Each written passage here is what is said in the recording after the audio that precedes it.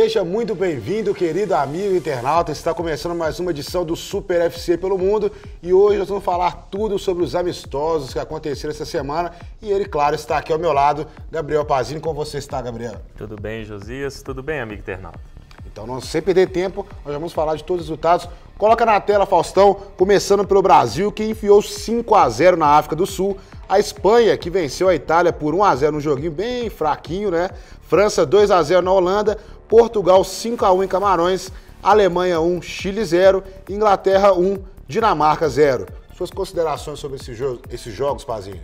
Pois é, a seleção brasileira conseguiu uma boa vitória fácil para cima da África do Sul, né? Num jogo tranquilo. A África do Sul não impôs dificuldade alguma à seleção brasileira. O destaque do jogo foi Neymar, marcou 3 gols, chegou a 30 com a camisa da seleção brasileira, está só a 2 de fazer parte do top 10 de artilheiros da história do Scratch Canarinho, está a 2 gols do Tostão, nosso colunista aqui no Jornal O Tempo.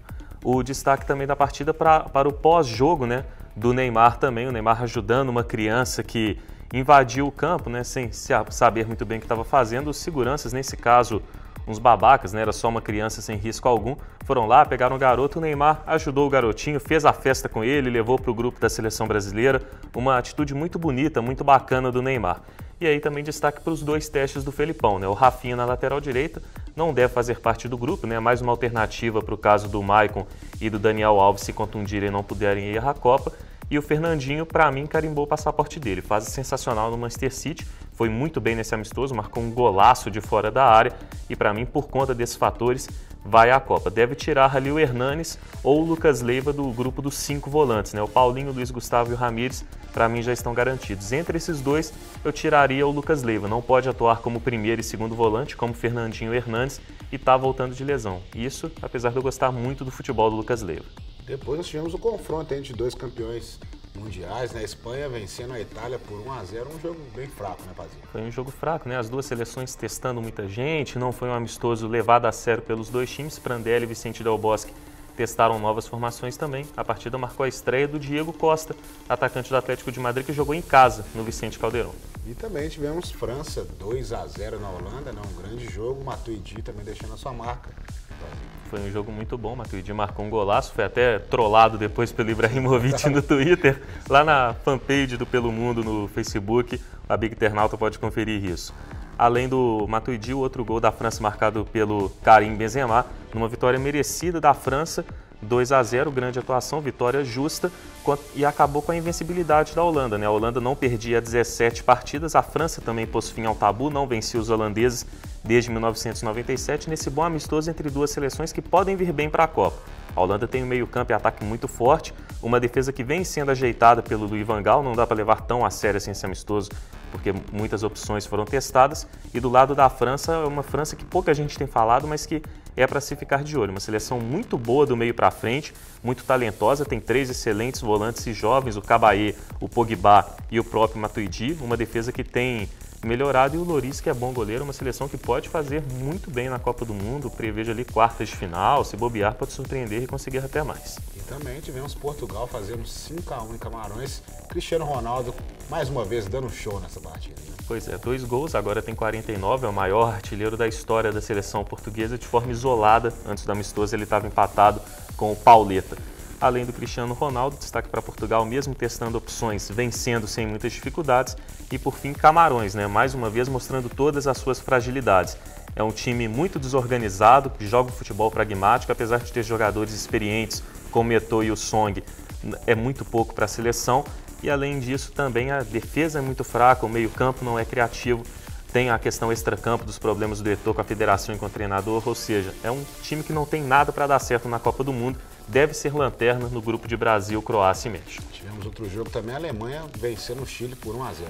A atuação não foi boa da Alemanha, né? O Chile dominou o jogo, criou mais chances, finalizou mais vezes, era para ter saído vencedor no confronto, mas a Alemanha no lance fortuito ali com o Mário Götze conseguiu a vitória, mas nada para abalar muito a confiança da Alemanha não. Alguns testes, o time com muitos desfalques também, completa favoritaça na Copa do Mundo ao lado de Brasil, de Espanha, também de Argentina, e chega muito forte para o Mundial. O Chile tem uma seleção muito boa, pode até fazer bonito na Copa, quem sabe alcançar as oitavas de final, mas eu acho difícil, porque apesar do talento ofensivo da seleção com o Vidal, Matias Fernandes, Alexis Sánchez e companhia, o sistema defensivo é muito fraco. O Chile pega Espanha e Holanda, dois times muito fortes na fase de grupos, então acho complicado que a Roja consiga avançar para a fase final da Copa do Mundo. E fechando essa primeira leva de amistosos, né, Pazinho? A Inglaterra vencendo a Dinamarca por 1-0.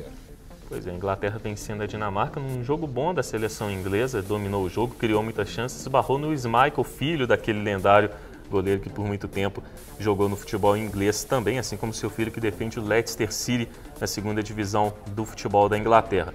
O destaque para o jogo foi para a espinha dorsal do Liverpool sendo usada pelo Roy Hodgson no English Team. O time jogou com Gerrard, Henderson no meio-campo, Sturridge e Sterling formando o trio ofensivo com o Rooney e o Glenn Johnson na lateral direita. A base do Liverpool na seleção inglesa deu certo, o time se saiu bem e os testes do Roy Hodgson deram muito certo. O Sturridge foi muito bem no jogo, marcou o gol da vitória, o Sterling foi o homem da partida e teve ainda o teste do Lanana, que entrou muito bem na segunda etapa. Para mim, esses três vão à Copa do Mundo, o Sturridge que já vinha sendo testado outras vezes também. E a Inglaterra, se para essa Copa é complicado, está no grupo da morte ali com a Itália, com o Uruguai e não é favorita para avançar, para os próximos ciclos começa a vislumbrar coisa boa, porque todos esses nomes são jovens e tem outras boas opções também. Então até a imprensa inglesa começa a pegar menos no pé ali do Roy Hodgson e também da sua geração de jogadores, que é boa, tem atletas bem talentosos de fato. Destaque também, né, para esse time da Inglaterra que, além de chegar bem para os próximos anos, tem alguns jogadores ali de qualidade como o Gerrard no meio-campo, já veterano, mas que ainda continua sendo muito importante para esse time, fez uma partida muito boa também. Só lembrar para ele, lá, Sturridge, que você não precisa inspirar no Maradona, vai causar algum mal-estar aí na Inglaterra, essa inspiração sua no Maradona, né? Pois é, ele comentando que se inspira muito no Maradona, é o grande ídolo dele. Então, agora nós vamos falar sobre a segunda leva de amistosos. Põe na tela aí, Faustão, os resultados. Romênia 0-0 com a Argentina, um jogo que o Lionel Messi acabou passando mal, né? Colômbia 1-1 com a Tunísia, Bélgica 2-2 com a Costa do Marfim, Montenegro 1, Gana 0, Bósnia 0, Egito 2, Pazinho. E esses jogos? Pois é, o grande destaque aí dessa leva de amistosos fica por conta da seleção argentina, né? A Argentina é o mesmo estilo ali de Espanha, também da seleção italiana. Foi amistoso que não dá para levar a sério, né? A Argentina jogou como se fosse amistoso, a Romênia como se fosse Copa do Mundo. A Argentina não fez uma grande partida, mas é uma das favoritas no Mundial, tem uma seleção sensacional do meio para frente, uma defesa que começou a melhorar com o Sabed. Então, agora só completando esses jogos aqui, Pazinho, você tem mais algum destaque desses amistosos que foram realizados? Pois é, tem a Bósnia, da Bósnia, né? A Bósnia acabou perdendo, mas no amistoso também que a Bósnia tinha alguns desfalques, né? A dupla de armadores não atuou, né? O Misimovic e Pjanic não foram titulares nesse jogo, a Bósnia também não jogou amistoso com tudo, apesar da pressão da torcida. Do outro lado, pegou um time bom também, que é a equipe do Egito. No final das contas, uma derrota justa, mas que, na minha opinião, não muda muito o fato da Bósnia brigar pela segunda vaga no grupo da Argentina. Bate de frente com a Nigéria e, para mim, a favorita nessa briga com os nigerianos, porque tem um time mais criativo do que a equipe africana. Agora nós vamos para a terceira leva de amistosos internacionais. O México que ficou empatado aí com a Nigéria, 0-0. Ucrânia, esse jogo que a gente até desconfiava se aconteceria ou não. Ucrânia venceu os Estados Unidos por 2-0. Áustria 1-1 com o Uruguai. Suíça 2-2 com a Croácia. E Austrália 3, Equador 4. Fazendo um grande jogo esse. Foi um grande jogo, né? A Austrália abriu 3-0, tomou a virada no segundo tempo para o Equador, um jogo maluco, com um gol da vitória equatoriana sendo marcado aos 47 minutos pelo Edson Mendes. A torcida do Galo lembra dele, é aquele equatoriano mesmo, meio-campista que defendeu o time durante um tempo. Em 2010 criou-se muita expectativa, ele praticamente fez nada na equipe atleticana.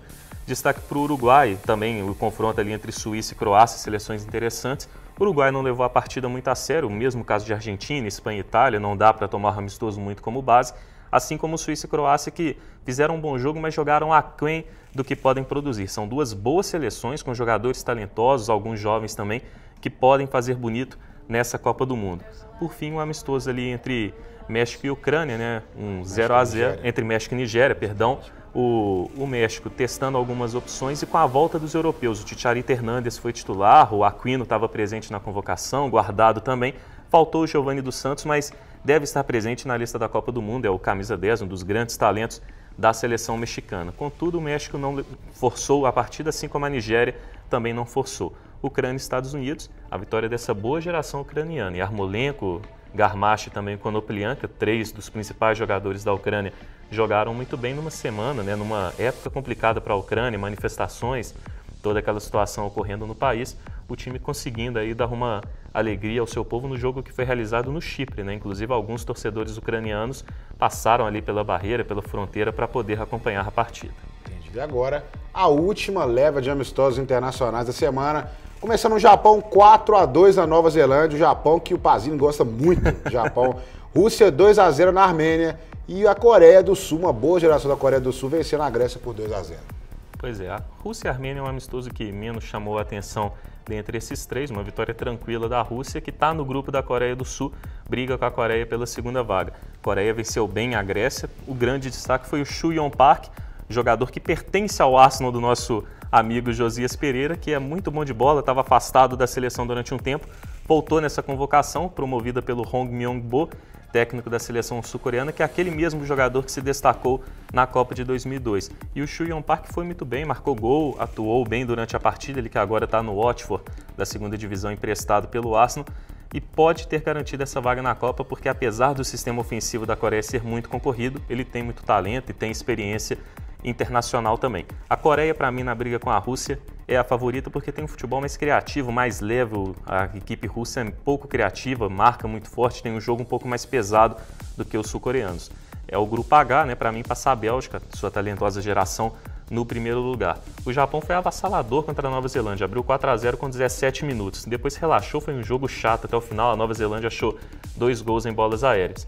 É aquela situação do Japão que a gente até já comentou algumas vezes aqui em outros programas. Uma geração talentosa, meio campo para frente com Kagawa, Honda, Endo e companhia. É muito bom, um jogo bonito do Japão. Muita gente até brinca falando que é o Barcelona da Ásia, não é para tanto assim.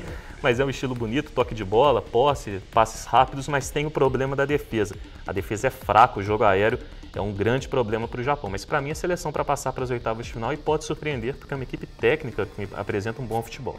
E agora nós paramos de falar de amistosos internacionais, aguardaremos agora a última data antes da Copa do Mundo, né? Como está chegando, faltam 97 dias para a Copa. Pela lógica, quando você assistir o programa, vai faltar menos, né?